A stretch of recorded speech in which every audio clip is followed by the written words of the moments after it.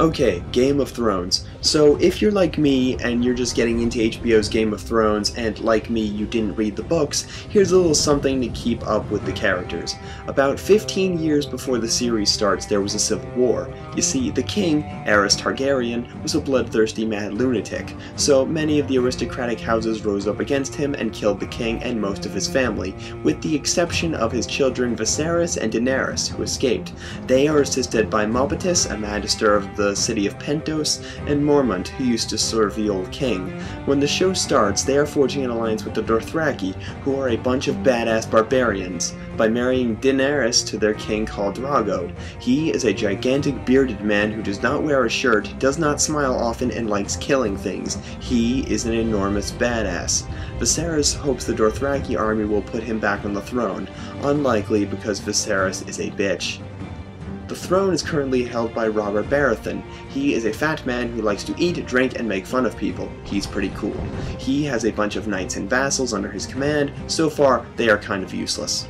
Robert is married to Cersei of the House of Lannister. She is an evil bitch. Together they have 3 children, Joffrey, Myrcella, and Tommen. Joffrey is an annoying bratty prick and gets smacked around a lot by everyone. His uncle, girls, animals, everyone. The other 2 kids don't really matter. Cersei has 2 brothers, Jaime Lannister and Tyrion Lannister. Jaime was the guy who personally killed the last king by stabbing him in the back. He is a douchebag of monstrous proportions. Tyrion, on the other hand, is really cool. He likes books, drinking, and having sex with lots of big-breasted women. He also has dwarfism and is smarter than everyone in the entire show. The major house of the show is the Stark family. Eddard is the patriarch and is king of Winterfell. He has a brother, Benjen, who is a member of the Night's Watch, who guard this gigantic wall made of ice that protects them from various supernatural threats. Giant wolves, yeti, zombies, witches, ghouls, vampires, whatever. Eddard also had a sister, Lyanna, who was in love with King Robert but was killed during Robert's rebellion against the old king. Eddard is married to Catelyn of House Arryn. She has a sister and a nephew who have been briefly mentioned, but her brother-in-law, Jon Arryn, was Eddard and Robert's mentor. He is dead.